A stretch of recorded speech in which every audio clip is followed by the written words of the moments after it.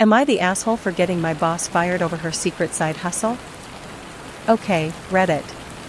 Buckle up, because I'm about to unload the weirdest situation I've ever been in. This is going to sound like one of those cliché office drama stories, but I swear on my avocado toast-loving millennial soul, this is real. And it is unsettling. For context, I, 28F, work as a project coordinator at a mid-sized tech firm.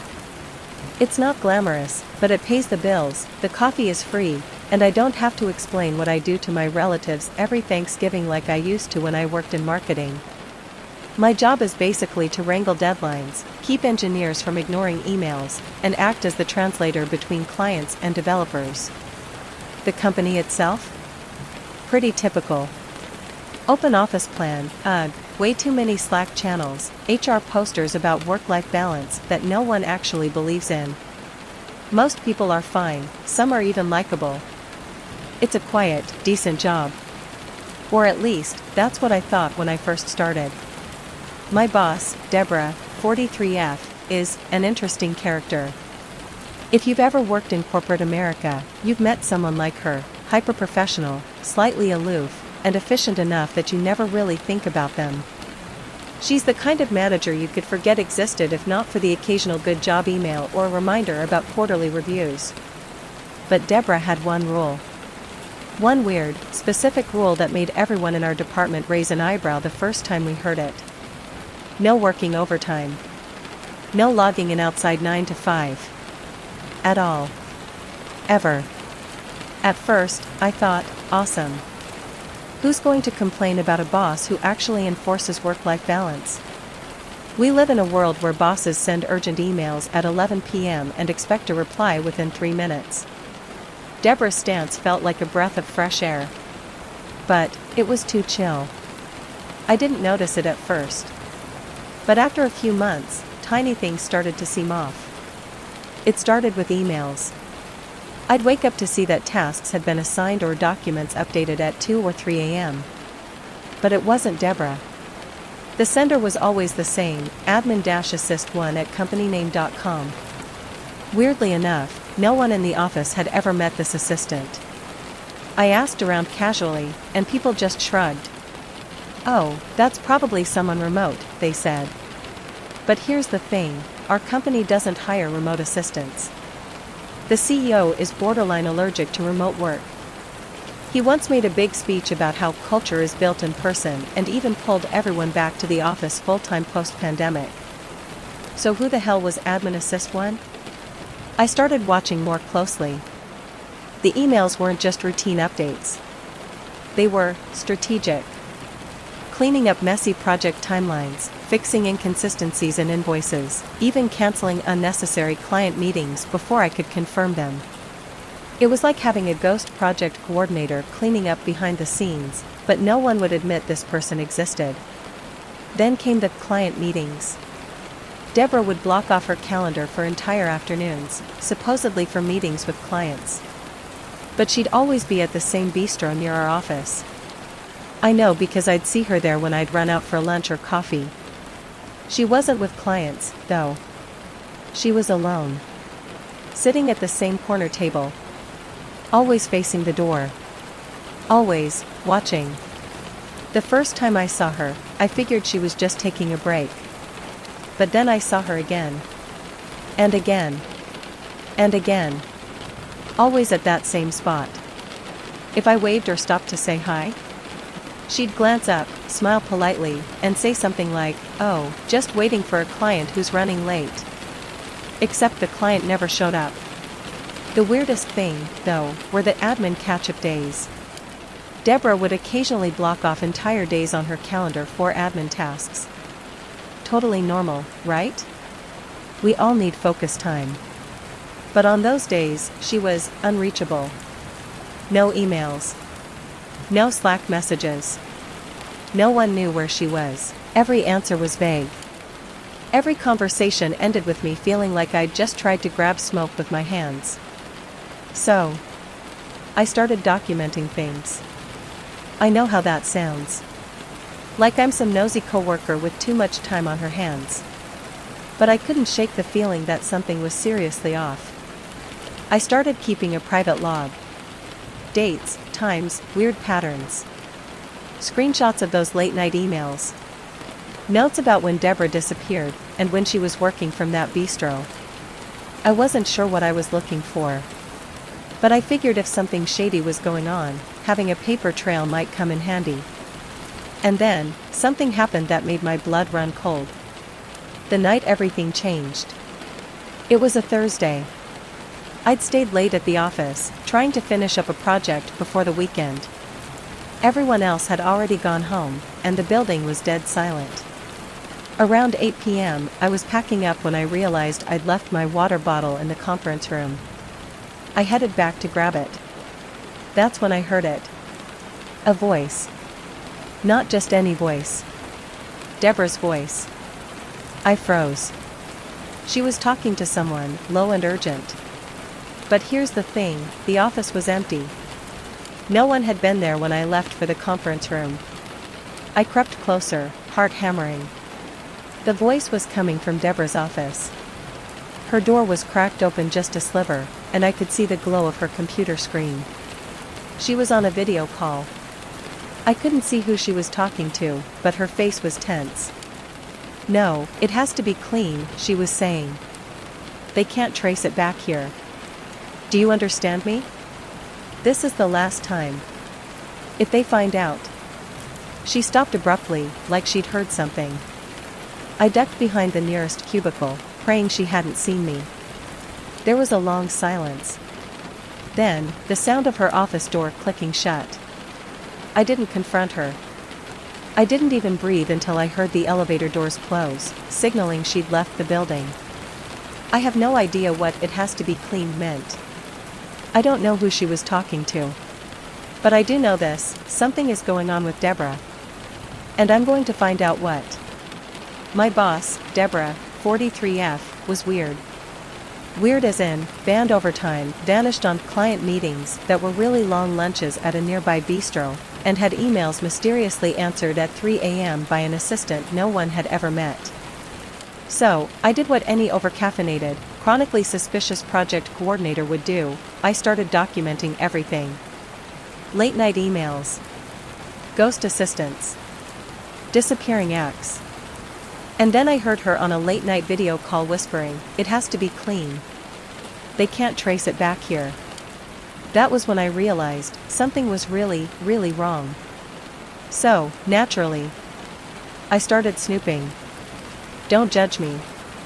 If your boss was clearly doing something shady with company time and you already had a front row seat to the circus, you'd be snooping too. I told myself it was due diligence. Or corporate curiosity. Or maybe I just watched too many Netflix true crime docs. Whatever the excuse, I was in too deep to back out now. So the next week, while prepping a pitch deck Deborah had conveniently forgotten to finish, a classic move of hers, I logged into our shared drive. You know, just opening some files, copying over slide templates, clicking around. That's when I saw it. An open tab in her drive folder labeled Zen Nest Yoga Client Portal. Wait. What? That wasn't one of our clients. That wasn't anyone's client. I clicked it. And what I found absolutely broke my brain. Deborah, our chronically unavailable, spa-voiced manager, was running a luxury yoga retreat business. Let me repeat that. A luxury yoga retreat business. On company time. Using our resources. 2 names I didn't recognize were listed in our Q2 freelance consultant report. They'd been paid actual money from our budget. Not peanuts either, $5,800 and $6,400, respectively. Their job titles? Consultant Operation Strategy. Consultant Retreat Facilitation. Retreat. Facilitation. I googled their names. One was a breathwork coach from Santa Fe. The other taught goat yoga. Goat. Yoga. These people weren't tech consultants. They weren't even pretending to be. She had added her Zen Nest yoga instructors to our corporate payroll. I felt like I'd stumbled into a secret spa cartel. I wish I could say I kept calm and took the professional route. But I didn't. I stared at the screen for a full 5 minutes, mouth open, heart racing like I'd just jogged up a flight of stairs carrying a week's worth of HR violations. My thoughts, in this exact order. This can't be real. This is very real. Is this embezzlement? Should I call HR? Or a lawyer? Or a priest? Every instinct told me to shut the laptop and walk away. Just pretend I never saw any of this. Smile at Deborah on Monday and say Happy Monday while she plotted a yoga retreat in the Maldives. But I couldn't unsee it. I had to do something. But first, I needed proof. Real proof. The screenshots I had were good. But if Deborah was funneling company resources into her yogi empire, I needed something rock solid. Audit-worthy. Whistleblower level. So I did the worst, most morally ambiguous thing I've ever done in my career. I downloaded her full ZenNest portal folder. Everything. Calendars. Invoices. Retreat contracts. Even the branded playlist she used during Sunset Sound Healing and CEO vision boarding. Side note, who knew Fleetwood Mac and Tibetan bowls paired so well? There were emails between Deborah and Venus in Italy about corporate disguised billing. She even had a Google sheet titled Overlap with Tech Work, Billable Justifications. She had a spreadsheet for her lies. I confronted her. I know. Dumb move. But I couldn't help it. I needed to see her reaction. I needed to know if I was crazy or if she really was the serene-faced criminal mastermind she seemed to be. I waited until the end of the day. Friday. Everyone else had left. Just me and Deborah in the office. I knocked on her door. She looked up from her laptop, smiling that calm, yoga teacher smile. Oh hey. Did you need something? I sat down. I pulled out a folder I'd labeled Wellness Crimes. Okay, it was actually labeled Q3 Review Notes, but I called it Wellness Crimes in my head. Deborah, I said slowly. I need to talk to you about ZenNest. Her smile froze. Like a glacier calving off into the ocean, bit by bit. I don't know what you're talking about. I slid a printed email across her desk. It was an invoice to a retreat guest, signed with her full name, sent from the company email domain. She stared at it. Didn't blink. Then she sighed.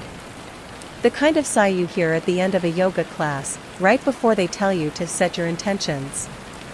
It's not what you think, she said. Sure, Deborah. And the goats are just therapy interns. Look, she said. I didn't plan for it to get this big. ZenNest started as a passion project. I needed balance. The corporate world is toxic. I thought if I could use it to fund something that helps people. I cut her off. You added goat yoga instructors to our payroll. She blinked. Once. Then shrugged. They facilitate alignment. Technically not untrue. I didn't even know what to say. She leaned forward, lowering her voice. You have to understand. This isn't hurting anyone. The company doesn't even notice. My department's budget is underused every quarter. And you're the only one who actually works in this place. I stared. Are you bribing me? She smiled. I'm inviting you. To join. What? Let me be clear. This woman, who had just been caught embezzling company resources to build a personal yoga empire, was now offering me a promotion to help her run it. You'd be head of operations, she said. It pays double. And you can work from anywhere. Costa Rica, Portugal, name it. I was this close to accepting. Not because I support white-collar wellness fraud, but because, well, burnout is real. And Deborah was offering double my salary and a passport to Portugal. But then something happened that snapped me back to reality. It started with an invoice. Just a random email that popped up while I was reviewing our vendor payment logs, the thrilling life of a project coordinator. There it was, tucked neatly in the approval queue. Amount, $12,000. Description, Executive Resilience Package, Zen Nest Retreat, Private Booking. Booked through our company's travel platform. That's right. Deborah didn't just charge her clients obscene prices for yoga retreats, she was booking them through our corporate travel portal. The same platform we use for legitimate business trips. Actual work things like conferences and sales meetings. I stared at that invoice for a long time. My eye twitched. I cracked a LaCroix and sipped it like it was whiskey. That was the moment. The line. The yoga mat I refused to cross. Because up until then, I could almost convince myself it was a victimless crime.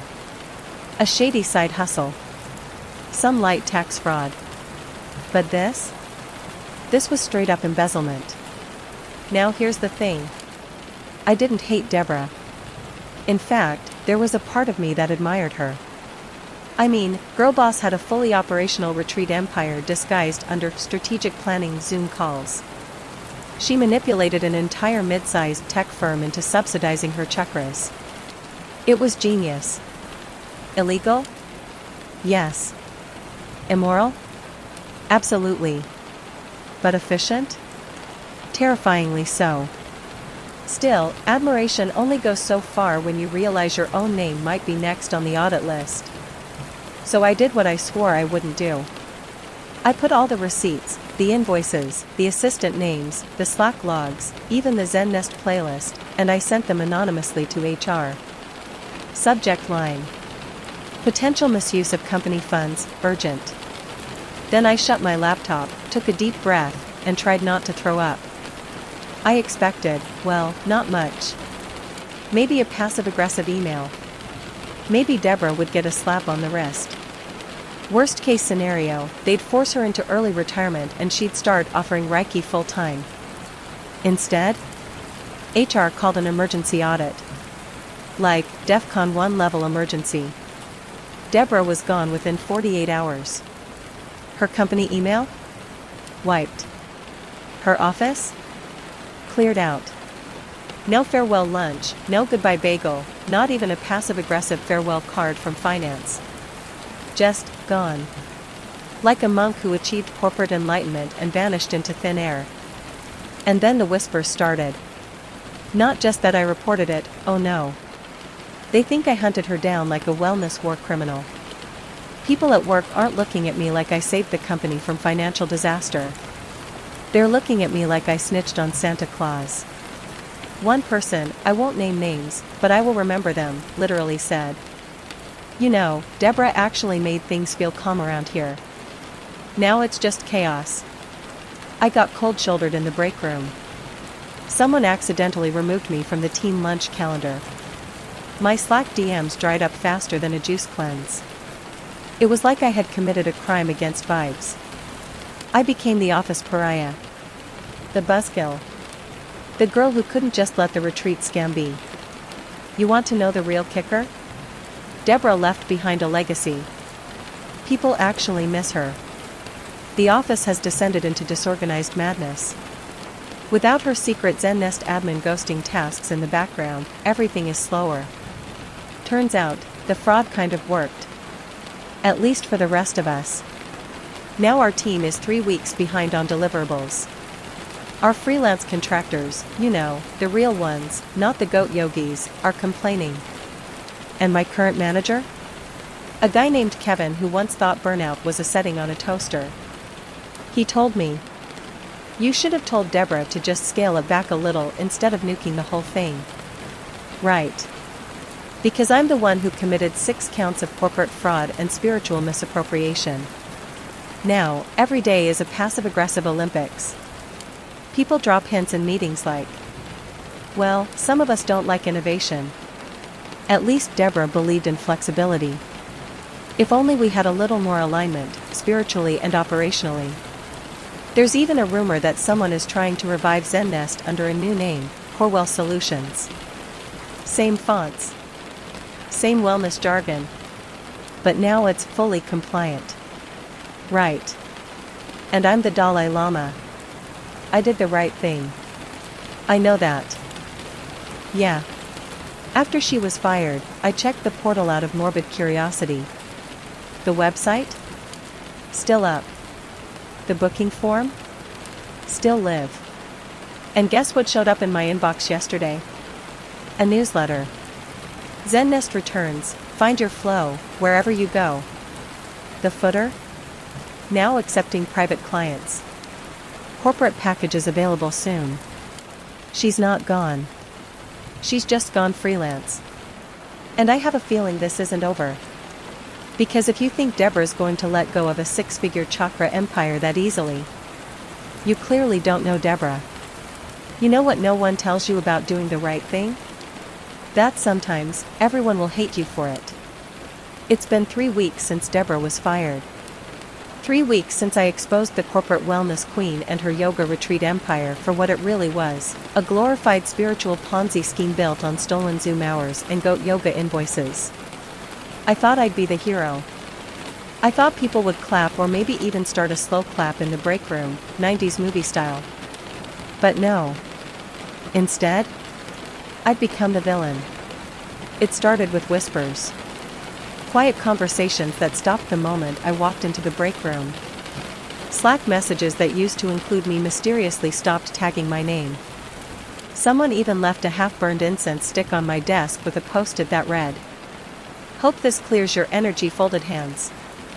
Which, honestly, felt more like a curse than a blessing. Then I heard it. My new nickname. HR's Little Yogi Hunter. Like I'm out here patrolling open plan offices for fraudulent sun salutations.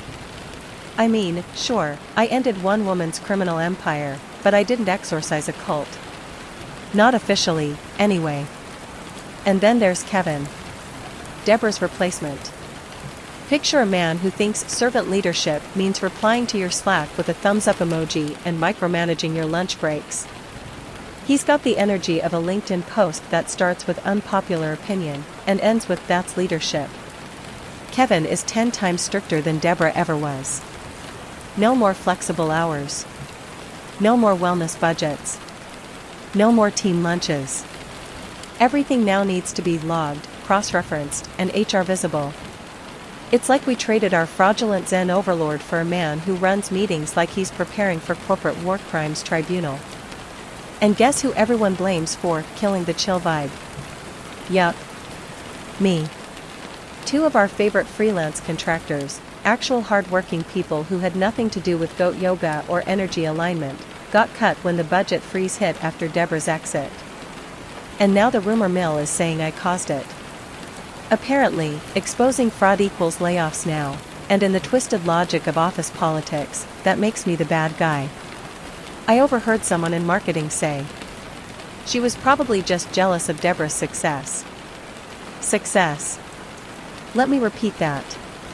Jealous of Deborah's success. Deborah, the woman who defrauded the company out of tens of thousands of dollars while planning downward dog retreats in Tulum, has been elevated to some kind of martyrdom status. It's like she's corporate Joan of Arc, burned at the stake for wanting us to breathe deeper and align our KPIs with the moon cycle. But the moment that really broke me? I tried to explain myself. Just once. In the break room over reheated pad thai, I said to a teammate, "You know Deborah was using company money, right? Like, she charged a client $12,000 and booked it through our travel system." This wasn't a victimless thing. And without missing a beat, the teammate shrugged and said, "Well, it's not your money she was stealing, right?" I actually blinked. I physically could not believe the words that came out of his mouth. "So I should have just let it go?" I asked. He just nodded and said, "Yeah. I mean, it was working. She got things done. And she wasn't hurting us." I nearly choked on my noodles. Am I crazy here? Let me lay it out again. Just so I know I'm not losing my mind. Deborah created a fake assistant. Used our Zoom premium account for paid yoga classes. Build retreat planning hours under strategic development. Put her goat yoga instructors on payroll. And booked $12,000 luxury retreats through our corporate travel vendor. That's textbook corporate fraud. Right? Like, I'm not imagining this? So why am I the villain? Why am I being iced out by coworkers who used to high-five me for finishing decks early and making Gantt charts less soul-crushing? It's like the office has developed Deborah Stockholm syndrome. And it gets worse.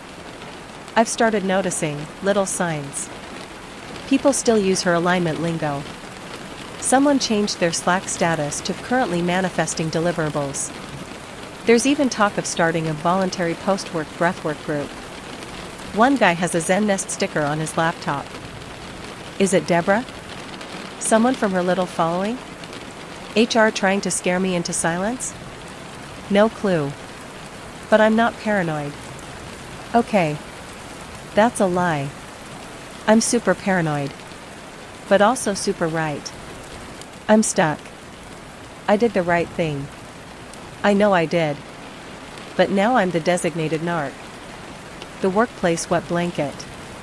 The woman who couldn't just let the fraud slide so everyone could keep their yoga Mondays and oat milk chai bonuses. And what really eats at me?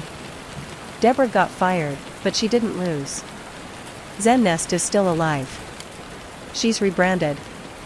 She's recruiting. She's quietly resurfacing in tech spaces under a new name. I've even heard whispers she's consulting for leadership retreats through a third-party firm. And, get this, Kevin follows her on LinkedIn. You can't make this stuff up. I'm not sure if I'm going to ride this out or blow the whistle even harder. But one thing's for sure. This isn't over. Because Deborah didn't build a business. She built a belief system. And if you think the cult of corporate Zen wellness is gone just because HR deleted a few invoices? Well, namaste to that. After weeks of awkward silences, side-eyes in meetings, and getting kicked off the unofficial meme of the day email chain, I decided to do a little Googling. Just out of curiosity. Or masochism. Hard to say. And what did I find? Deborah, yes, that Deborah, has rebranded. Zen Nest is dead. Long live, Lunaflow. Same fonts. Same color palette. Same slightly culty empowerment language. Only now, it's registered under a new name. Her sister's name. And the retreats? Still happening. Still pricey. Still hosted in exotic locations that definitely don't require US tax reporting. The new site proudly boasts elevating high-performance women through mindful transformation and nature-immersive leadership experiences. Translation: expensive yoga in the jungle for women who own standing desks and say circle back unironically. Deborah didn't just land on her feet. She cartwheeled into paradise. She's in Costa Rica now. I saw it on Instagram. Yes, I found her burner account. Don't judge me. Meanwhile, I've got a sad desk lunch with no coworkers. Passive-aggressive Slack replies like, per my last email, smiley face. And a reputation for not being a team player. All for saving the company from what was, objectively, a bold-faced scam. The irony? HR never even thanked me. Kevin, my new manager, still runs the team like a productivity boot camp. No more breath work. No more peppermint oil diffusers. Just sprints, deliverables, and his eternal war with calendar conflicts. Every day is beige. And I eat lunch alone. I've become that person. The one no one wants to sit next to. Not because I smell or steal food from the fridge, but because I committed the ultimate corporate crime, I disrupted the vibes. There's no statue of me in the break room. No, thank you for preventing fraud, cake. Just silence. And one time, someone took the office plant off my desk and said, "This doesn't really match your energy anymore." I think that was symbolic. So tell me, Reddit. AITA? Am I the jerk here? Was I wrong to report my boss's shady side hustle? Should I have just let her downward dog her way to early retirement? Or did I do the right thing, even if it meant being branded the office narc for eternity? Because Deborah? She's fine. She's probably hosting a chakra recharge bonfire in Costa Rica right now. And me? I'm here. Staring at a passive-aggressive Slack from Kevin that says, "Next time, loop me in before escalating." Thanks.